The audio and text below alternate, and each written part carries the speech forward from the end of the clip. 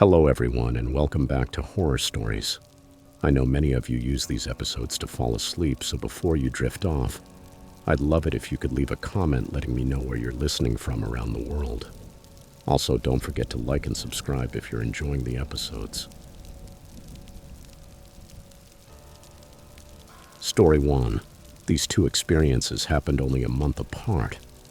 The first one happened to my brother-in-law, and the second one I experienced myself. So here goes the whole story. It was the year 2007. At that time, my sister and her husband were living in the same mobile home I shared with my mother. I was in high school back then. One Saturday night, while my brother-in-law was working a security shift, my sister and I went with my mom to a church service. Those meetings usually lasted until around 8 or 8:30 p.m., so we would almost always return home around 9. That night when we arrived, we noticed something strange. Usually my brother-in-law was already inside waiting for us, but this time we found him outside, standing alone with a look on his face as if he had seen a ghost. As we pulled into the carport, I noticed all the lights in the house were off. As soon as we got out, he raised his hand, pointed at the house, and with a trembling voice said, "I'm not going in there alone." We asked him what had happened, and this is what he told us. When I got home and was walking through the carport about to go inside, I heard what sounded like a group of people talking and laughing inside the house. I also heard silverware and plates, like a dinner or a gathering, but all the lights were off. I thought you were playing a prank on me. I walked up the steps, pulled out my key, and could still hear the muffled voices, the laughter, and even music. But the moment I put the key in the lock, I heard someone clearly say, "Shh," and instantly everything went dead silent, like someone had flipped a switch. I opened the door and suddenly heard what sounded like a stampede of people running to the far end of the house. At that point, I began to suspect it wasn't a prank, but maybe someone had broken in and was trying to escape before being caught. So I ran to the back to intercept them at the back door, but when I got there, there was no sound at all. I thought maybe they were still inside trying to avoid me, so I ran back to the front, opened the door, and went inside. The house was dark and completely silent. I turned on all the lights, checked every room, and didn't find anything out of place. There were no signs that anyone had been there. That's when I ran outside and waited for you to come back. A month later, in the same house, the second thing happened. That night, my mom had gone out. I don't remember exactly where, and my sister and brother-in-law were out on a date. Around that time, Halo 3 had just been released, and my brother-in-law kept his Xbox in his room. Before leaving, I begged him to let me play while he was gone, and he finally agreed, though reluctantly. So I was left completely alone in the house. I turned on all the lights in the house for obvious reasons, but when I went into his room, I turned them off, leaving only the glow from the television to fully enjoy the video game experience. While I was playing, I clearly felt someone walking inside the house. In a mobile home, you can feel every movement, so I paused the game and just listened. After a few seconds of silence, I decided to speak. "Hello?" But no one answered. I went back to playing, convinced I had imagined the noise. A little later, out of the corner of my eye, I saw a shadow moving under the crack of the door. I paused again and stared at it, just as the shadow moved away. My first thought was that someone had come home early, so I called out again, but still no one answered. By then, I was getting uneasy, sitting in that dark room trying to catch any sound. Suddenly, I heard something unmistakable. The refrigerator door opening. Everyone knows that sound. I got up, opened the bedroom door, and looked toward the kitchen. The refrigerator was closed, but the kitchen light was now off. In fact, all the lights on the left side of the house had mysteriously gone out. At that moment, panic set in.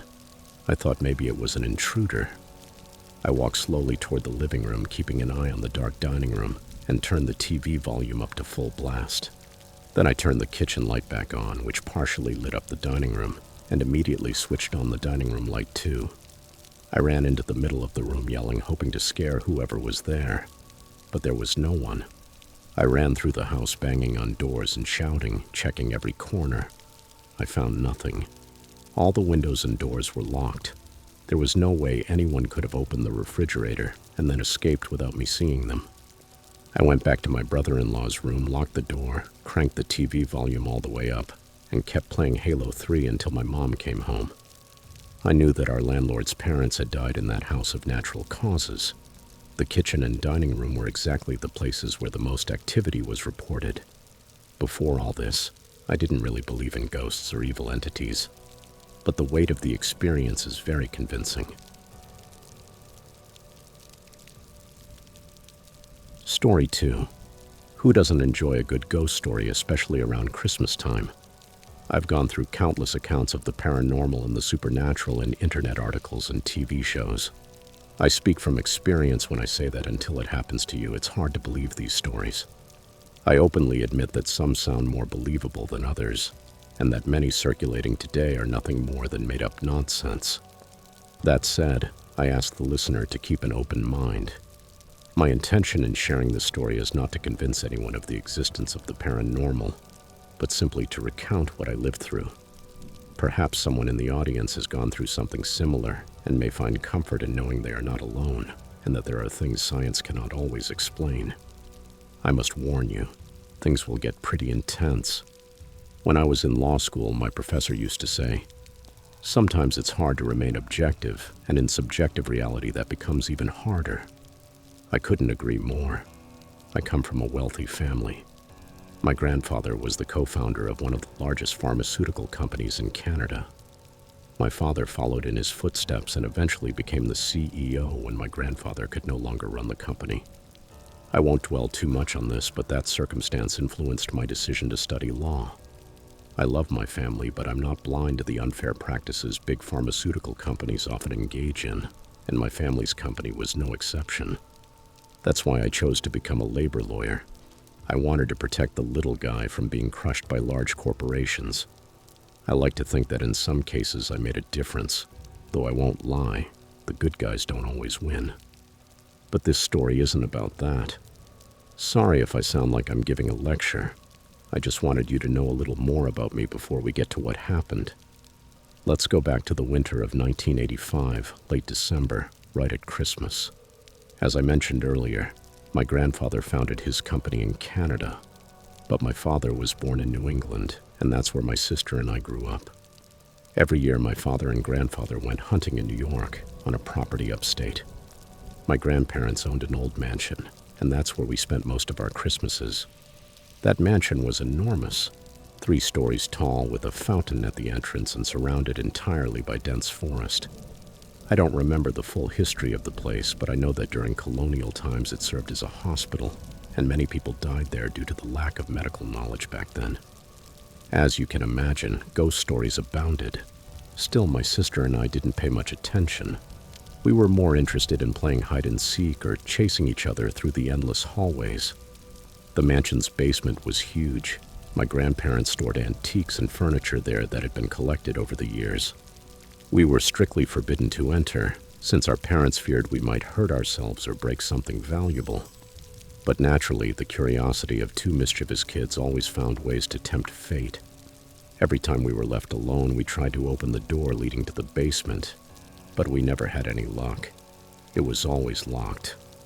That turned into a kind of game. We roamed the house like little detectives, searching for the magic key that would grant us access to the forbidden place.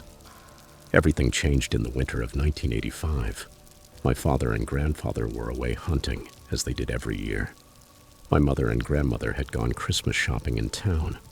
I was 15 years old, and my sister Natalia was 12. We were old enough to be left alone in the mansion. Although we no longer played hide and seek, the curiosity about the basement was still there. We took the opportunity and headed to the door. We expected to find it locked as always, but when I turned the cold metal knob, this time it opened with a creak.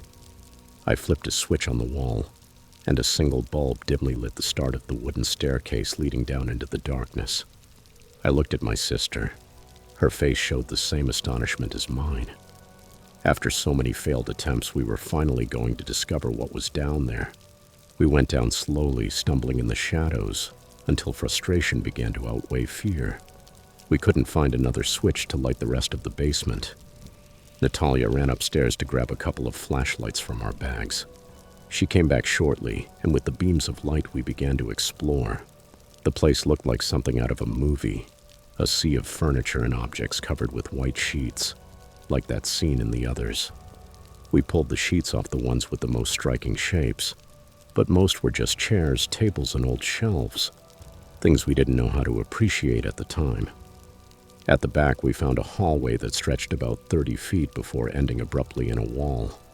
The structure was odd, as if they had bricked up a corridor halfway through. At the end, there was something large hanging on the wall, covered with a dirty sheet. We approached, intrigued. On the ceiling, there was a lamp with its own switch. I flipped it, and the hallway lit up. Together, we pulled the sheet away, revealing a huge mirror with a carved, worn frame, stained and cracked glass. It looked more like junk than an antique. But soon we discovered that this mirror was anything but ordinary. Natalia bent down to tie her shoe while I stood facing the mirror. At first, I had trouble making out my reflection, until, with horror, I clearly saw an old man staring at me from the other side. I dropped the flashlight in shock and fell backward. My sister noticed my expression and asked what was wrong. "I saw an old man in the mirror, I swear to God," I told her. She quickly stood up and looked straight at the glass. Immediately, she froze, trembling from head to toe. I got back up and looked again. Now I only saw our normal reflections, aside from Natalia's terrified face.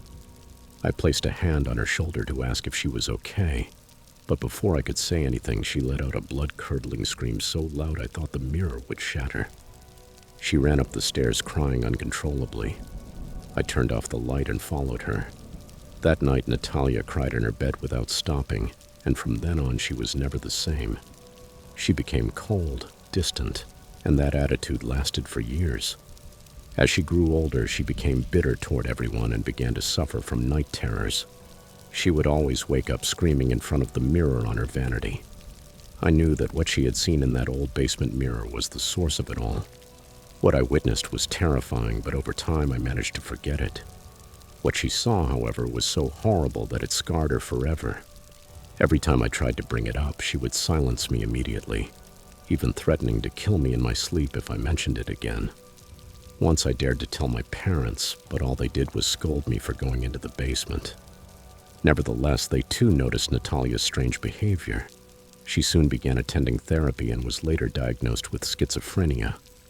Her night terrors worsened, and she started sleepwalking, stopping in front of mirrors around the house to stare at herself for hours before screaming. As a child, she had been good at drawing. Before that day in the mansion, she drew our family, flowers or little birds. Afterward, she began drawing a deformed woman with half of her face destroyed. Her mental health kept deteriorating. They put her on all kinds of medications that stopped the screaming but reduced her to a shadow of herself, barely able to sit still, staring into the void.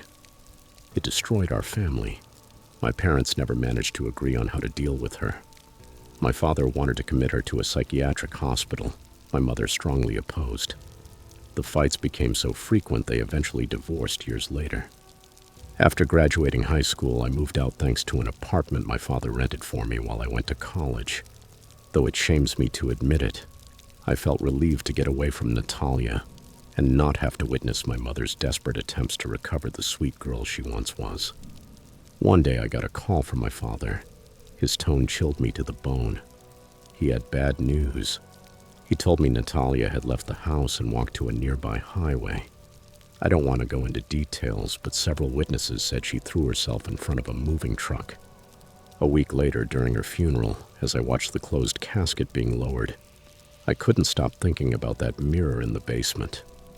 Over time, with her diagnosis, I had tried to forget it, but the doubt came back. What had she seen in that reflection that broke her so badly? The answer came to me many years later. In 2017, after my mother's death, my wife and I spent a few days sorting her belongings to sell the house. In the attic, I found a box labeled with Natalia's name. Inside were her clothes and belongings, and at the bottom, an envelope full of drawings. I went through the pages one by one. Most showed happy scenes, our family smiling and holding hands. All of them, except the last. When I got to the final drawing, tears began to fall. It was the confirmation of everything that had haunted me for decades. The drawing showed a little girl standing in front of an old mirror, and in the reflection, a deformed woman with half her face destroyed.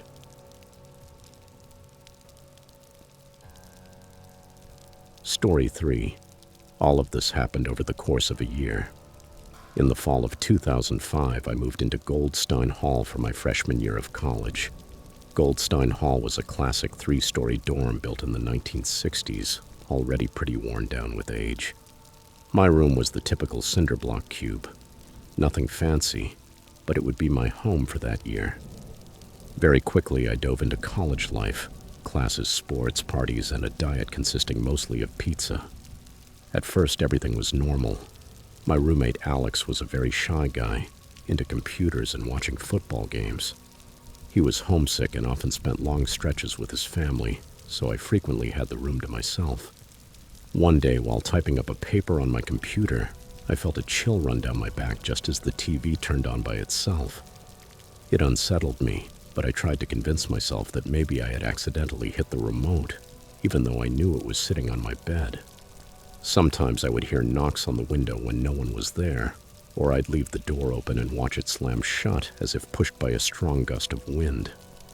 Another afternoon, I came back and found the radio playing, even though I had turned it off before class.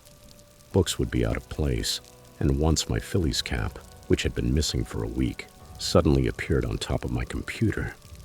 From time to time, a strong scent of cologne filled the room, even though I don't wear cologne and Alex was rarely around. Each strange incident I tried to rationalize, with decreasing success. The weirdest event of that semester happened when Alex and I were watching Thursday night football in the dorm. Out of nowhere, the microwave turned on for about 5 seconds and then shut off. We looked at each other in silence for a moment, and then went back to watching the game.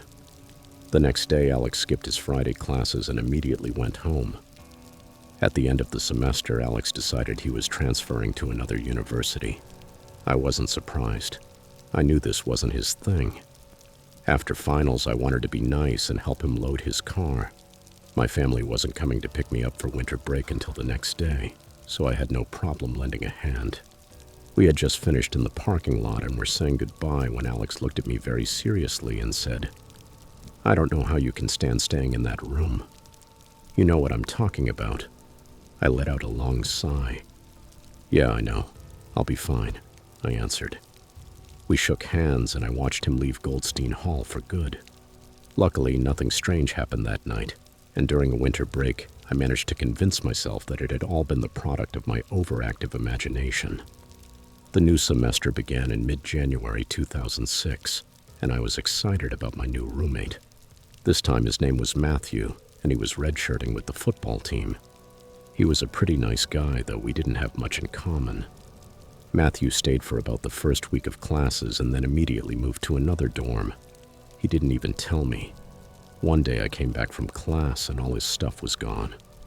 With Matthew gone, the strange occurrences from the previous semester returned. I was willing to tolerate the weirdness of the room because I loved having a double all to myself while only paying for a single. As a coping mechanism, I started drinking more. I was 19. I learned to ignore it when something moved through the room, or when my favorite sweater turned up on the bed instead of in the closet where I had left it, or when I went to bed in my bunk and heard creaking from the top bunk, even though it was supposed to be empty. Denial is a wonderful thing. The year went on, and in early April I got completely wasted at a lacrosse team party, so drunk that I nearly ended up in the hospital. My friends Mason and Ryan carried me back, helped me into bed, and left a trash can next to me in case I got sick. I fell into a deep, drunken sleep. Suddenly, I felt water splashing on my face. A guy I didn't recognize was standing next to me with a water bottle in his hand. In the dim light, I could make out that he was short, stocky, with blonde hair and brown eyes. He shouted at me that there was a fire and I had to get out of the building. Confused, not understanding how he had gotten into my room and still very drunk, I managed to grab my phone and stumble out of the building with the fire alarm blaring and the sprinklers going off. The guy was right behind me until I lost him in the crowd of residents and RAs gathered in the parking lot in front of the building, waiting for the fire department to arrive. It turned out that some genius, also drunk, had tried to light firecrackers in the second-floor common area and had started the fire. We were allowed back 2 weeks later, once the water damage had been repaired. When I returned, nothing happened during the last 2 weeks of the semester. I searched for the guy who had woken me up that night, but I couldn't find him anywhere. Finally, the year ended, and I left that dorm for good. Fast forward to Halloween weekend of 2006. I had moved back home and started commuting to campus because, frankly, I was sick of dorm life. I became friends with a classmate from my theater course named John. He was the stereotypical theater nerd, and we got along pretty well. That Saturday afternoon, we were studying together in the library for an exam. Since it was Halloween weekend, we started talking about weird experiences. That's when I mentioned that strange things had happened to me in Goldstein Hall. John looked at me intently and said, "You know a guy died there in the 80s, right?" My uncle studied here back then and told me about it. John went on to explain that in April of 1986, a group of fraternity guys decided to set off a smoke bomb in the second-floor common area of Goldstein Hall. A fire broke out and got out of control, and one student died. They found him in his first-floor dorm room. Apparently, he had died of smoke inhalation while trying to escape. Naturally, the story shocked me, and my curiosity got the better of me. I asked John if he wanted to check out the yearbooks in the library. He agreed, and we found the 1986 yearbook. I flipped through the pages and froze when I found what I feared: a memorial page dedicated to the fire victim, Kevin W. Anderson, born August 15, 1967, and died April 6, 1986. The smiling photo of Kevin was exactly the same as the face of the guy who had woken me up in my dorm room the night of the fire. Story 4. It's been 10 years since the first time I set foot in that house. This has been the most terrifying experience of my life, and as someone who lives with the strange, the inexplicable, and the unsettling more often than most, I don't say that lightly. To explain it better, I'll put it this way. I've had quite a few encounters with spirits. I perceive them strongly, and I've always been able to. Usually I can even tell if they're male or female. So in the face of the supernatural, almost nothing rattles me. Even so, the trip I took with my closest friends changed everything. It was 2010, and I was visiting what is basically the Mecca for fans of my favorite TV series. Although the series was filmed on a set, exterior shots of this house were used as the protagonist's residence. It's still private property. You can't just knock on the door and walk around. You have to reserve a room. That's why my chance to be there was so special. I received an invitation through a dear friend of mine who in turn is friends with the owners. There was a big charity event in the form of a Halloween party. A select group was invited and paid an amount to stay for several days. All the money raised went toward restoring the house. It was for a good cause. The mansion was very old and had an interesting history. It had 3 floors, plus a basement and an attic. Almost every corner had its own story. It was exactly the kind of place I had always dreamed of staying in. Halloween in an old creepy mansion? Fun, right? Well, for the most part. By then I had been with my friends for about 7 or 8 years, including my best friend. She's very much the New York TV stereotype. Sarcasm is her native language, and she has no problem calling people out on their nonsense. She's also a huge sci-fi nerd and one of the smartest people I know. Basically, the sister I never had. She's usually my travel and hotel roommate when we go to conventions, so of course we'd share a room that week, nothing more natural. What wasn't natural was the very high level of paranormal activity in the house. These old mansions seem to host 1 or 2 spirits. Well, at least 1 per floor. Most didn't bother me. In fact, at times their presence felt comforting. In the attic, there was a little girl who tugged at the back of my shirt and spoke to me. In the corridors near the grand staircase, there was a man who greeted me and even saved me from falling down the marble steps. In the basement and near the ballroom, I saw presences I believed were the original owner and his wife. All of them were harmless. However, in the wing that housed the old servants' quarters, something different could be felt. There was definitely something there. Something dark. The house, enormous, seemed full of life. Every room occupied by people from the event. except the basement. The larger rooms hosted 3 to 5 people. For my friend and me, that meant sharing one of the small rooms in the wing where the staff used to sleep. I didn't mind at all. I was happy and grateful to be there. But from the moment I crossed the threshold of our room, something felt wrong. It was unsettling, as if something were watching me with a predatory attitude. My eyes immediately drifted to an empty corner, and I could see it. His spirit. He was male, and even though I held his gaze, he had the nerve to keep staring at me. His eyes ran over my body, looking at me like a hungry animal. I turned to my friend and murmured, "There's a man watching me in the corner." She dismissed it instantly. "It's an old house, you're imagining it." I could almost feel the spirit smirking as I set down my suitcase and quickly went out to meet my other friends and explore the rest of the mansion. Much as I love my best friend, she's not like me. She doesn't see spirits and certainly doesn't believe in them. I spent the rest of the day with my friends away from the room, and when I returned that night, I had almost forgotten what had happened.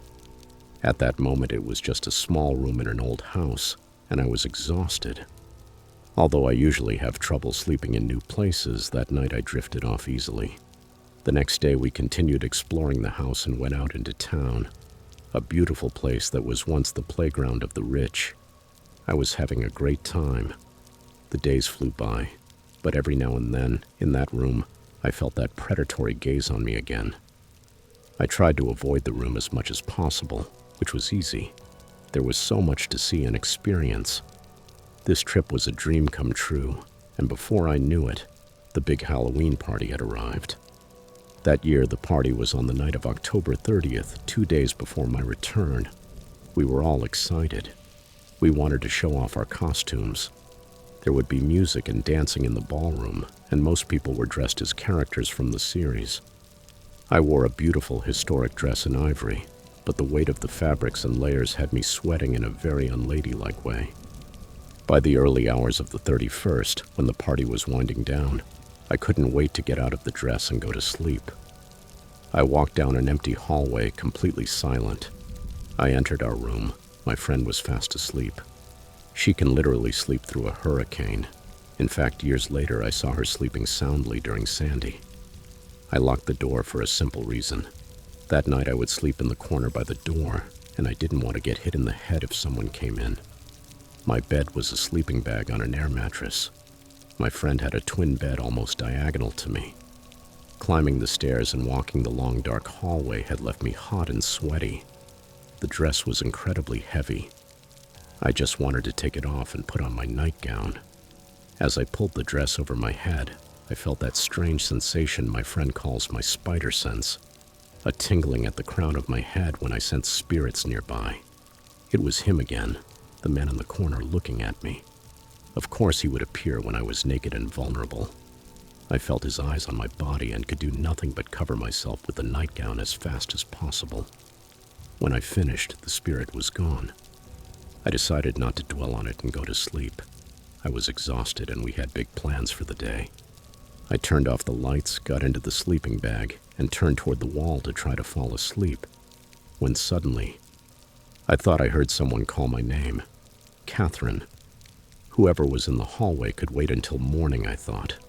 But I heard it again, more clearly. Catherine. I couldn't identify the voice. I tried to ignore it. It came a third time. Catherine. No one knocked on the door, and my friend kept sleeping. Ignore it. As soon as they see the doors closed, they'll go away, I told myself. It was probably someone snoring, I thought. Suddenly, the room turned icy. It was my first October on the East Coast. I vaguely remembered someone mentioning it might snow that night. I curled up tighter in the bag. The air felt electrified. It was getting harder and harder to sleep. Then from the corner I heard footsteps. He was there. As I said, I've had many experiences with the supernatural, but I had never felt so terrified. That presence was predatory and worse. It emanated an aura of pure evil. From the floor, I not only heard his slow, deliberate steps approaching, I could also feel him. He emerged from his empty corner, circled my air mattress, and crouched beside me. I was paralyzed. A large masculine hand covered my mouth, muffling my sobs while he violated me. In my mind, I began frantically reciting prayers, chants, and half-remembered mantras, anything that could drive him away from me. I've never been very religious, but the panic was such that nothing else occurred to me. I prayed to every god I could remember. Something must have connected because my attacker went still and disappeared. I threw off the sleeping bag, jumped to my feet, and turned on the light. No one was there. My friend was still snoring. The door was locked. My whole body was trembling. When I ran my hand over my face, I felt the tears. I had been crying from fear. I had to get out of there. I unlocked the door in a rush, opened it, and ran blindly down the dark hallway toward the stairs. I could only think about getting to the solarium, where surely someone would still be awake. I ran into two friends who were heading up to sleep, and I started babbling nonsense. I must have looked like a crazy woman running down the corridor in my long white nightgown, talking about a man who wasn't there. They had never seen me so hysterical, but since they'd known me for about 7 years, they believed me instantly. They told me not to go back to that room and to come with them. That's when I realized I was cold. I was in a nightgown. "Okay, let me go get my robe," I said. I walked slowly back down the hallway toward the room, and as I approached, I noticed that the door was now closed. Fearfully, I took the doorknob with my trembling hand, but it didn't turn. It was locked. I knocked and loudly whispered my friend's name, but she couldn't hear me over her snoring. I felt that evil presence was still inside. Don't ask me how, but I knew it wanted me to beg it to let me in. There was no way I'd give it that satisfaction. I turned to meet my friends, but they were no longer in that wing, and I had no idea which room they were sleeping in. In practice, they had left me alone. Not knowing what else to do, I went downstairs and found the solarium dark, with a fireplace burning. I knew they wouldn't leave the fire unattended for long, so I curled up and waited for someone to return. Dawn could be seen through the large windows. Soon the sun would rise over the ocean. I saw movement on the terrace. A group of guys, still drunk after the party, was walking toward the beach. One of them, whom I didn't recognize, asked me if I was okay. The whole story of what I had just experienced came pouring out. We sat and talked until the sun came up. He looked a bit like the actor John Gilbert, and I was immediately attracted to him. We later started dating. With the house coming back to life that morning, I told a friend about the experience, who said there was someone in the group even more sensitive to the paranormal than I am. I spoke to that person and asked them to come up to my room for a minute. I didn't give any details about what had happened. Upon entering, they looked straight at the corner with a serious expression. "Catherine, you can't stay here tonight. Take all your things and leave. Don't leave anything behind and don't come back to this room. He will come back for you tonight and attack you." I stood there, mouth open, stunned and horrified. Every hair on my body stood on end. "Did you not understand what I just said? Hurry up, grab your things, and let's go." I looked at my friend's bed. "What about her?" "He's not after her. He wants you." My blood ran cold. I quickly gathered everything and moved to an empty room just across the hall. Nothing happened on the last night of the trip, and the next day I took my flight back home. I thought it was over. But the following year, I returned to the mansion for the Halloween party. My boyfriend, the one who looked like John Gilbert, had proposed to me that year. But a week before the trip, everything fell apart and we broke up. I went with my best friend, like the previous year. We were all supposed to stay in the gatehouse, but the boiler broke, and we were moved to the main house. It turned out we were assigned the room where I had slept the last night of the previous year. I felt safe in that room, though I knew it was across from his room. I thought I'd be fine. I was wrong. That night, my friend was in a twin bed and I was on the floor again, with sleeping bag and air mattress. The door had a latch and the room wasn't dark. A small bedside lamp was left on. Since what had happened the year before, I had developed terrible insomnia and sometimes went days without sleeping. But I managed to doze for a while. Something woke me up. Everything was silent.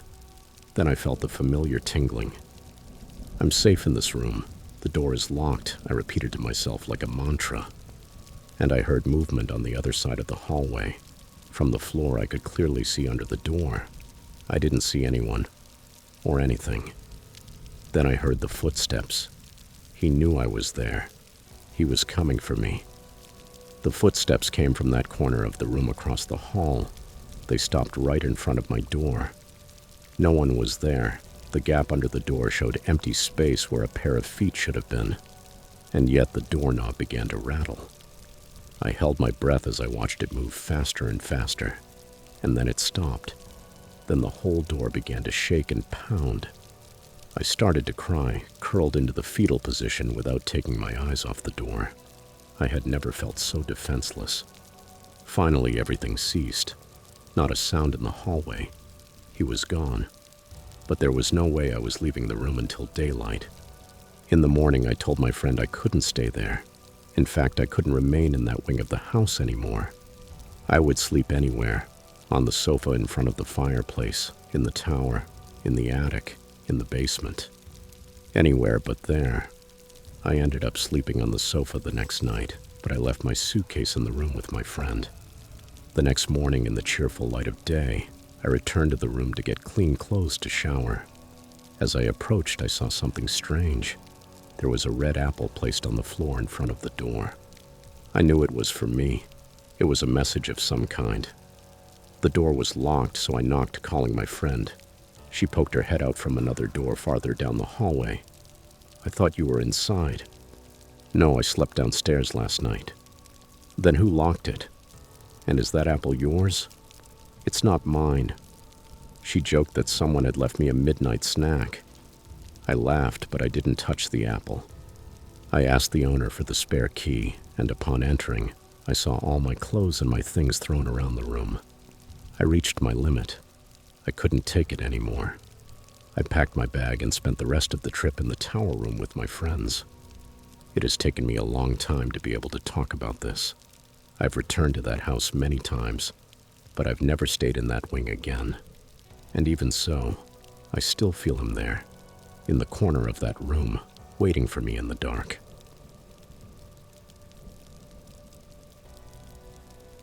Story 5. I want to share a story from my childhood. I've never been sensitive to the paranormal, but there was one encounter in my life that left a deep mark on me. I'm originally from a small town in northern New Hampshire, a stone's throw from the Canadian border. After my grandmother passed away in 1996, we moved into her house across town. I never got to meet my grandmother because of the complicated relationship she had with my father. I'll talk more about that later.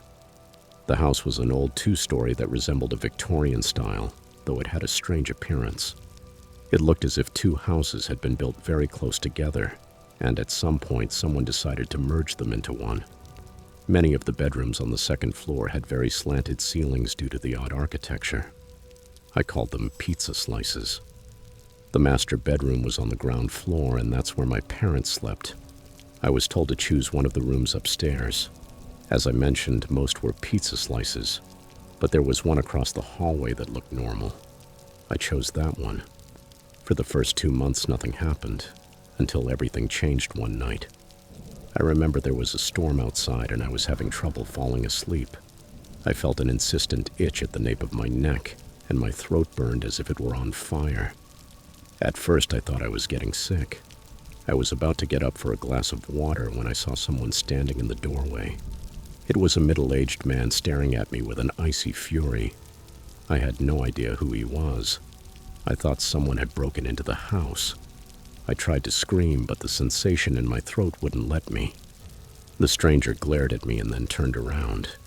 At that moment, a lightning flash lit up the bedroom.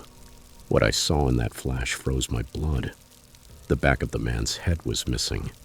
There was only a huge hole in his skull with pieces of flesh hanging. I must have been about 7 years old, and I had never seen what the inside of a person's skull looked like. The man disappeared, and I shot out of the room. I ran to my parents' bedroom and woke them up. After I calmed down, I told my mother what I had seen in the doorway. I remember my parents looking at each other with concern, but they didn't say anything. They didn't even try to convince me it had just been a nightmare. They told me I could sleep with them for the rest of the night. The next morning, my father went upstairs and moved all my things into another bedroom. I stood in the hallway watching as he nailed boards over the door to my old room. When I asked him why, this is what he told me. "Son, I'm going to tell you the truth and you'll have to be a man and face it. Your grandfather was an evil, cruel bastard who hated life so much he decided to end it. That's who you saw last night, and I think he chose that room to do it. So it's not a good idea for you or anyone to ever go in there again." And that was that. I stayed in one of the pizza slice rooms until I left for college in 2009. Years later, I learned that my grandfather was an abusive alcoholic who eventually blew his head off with a double-barreled shotgun. My father explained that when he was a kid, my grandmother refused to do anything about my grandfather's violent behavior, and that when I say abusive, I'm implying there was more than physical violence. My grandmother even blamed my father for the suicide, which explains why their relationship was so strained.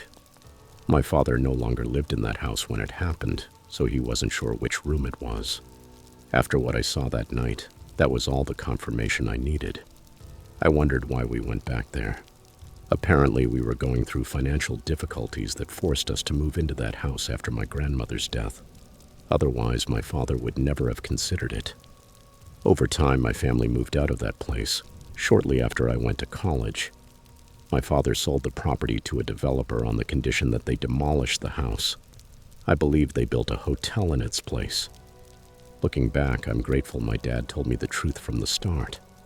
Knowing who it was I saw that night helped me in some way to cope with it. I suppose for my 7-year-old self that made sense. After boarding up that room, I never saw my grandfather's ghost again, and with the house ripped out by the roots, I hope he's in hell where he deserves to be. Thank you for watching. If you have a story you'd like to share on this podcast, send it to my email. If you haven't already, subscribe and turn on notifications. You can support the podcast by visiting. The link is in the description. You'll hear from me very soon. Until next time, there's always a reason to be afraid.